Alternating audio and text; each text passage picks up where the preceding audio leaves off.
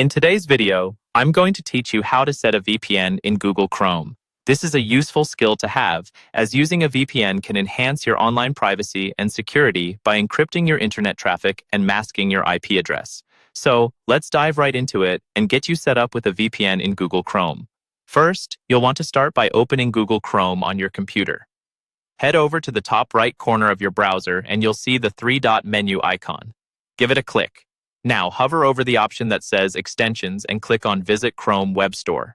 This is where you'll be able to find and install various extensions, including VPNs. In the search bar, type the word VPN and press Enter.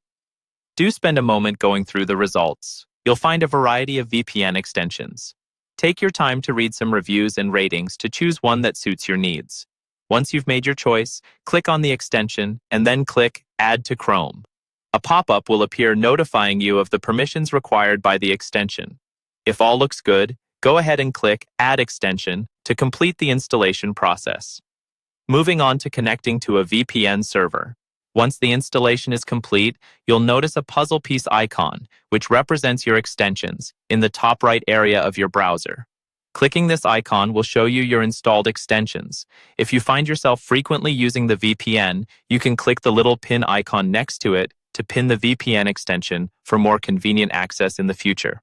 Now, click on the VPN extension icon. You'll see a pop-up appear. If you already have an account with this particular VPN service, you can log in right away using your established credentials.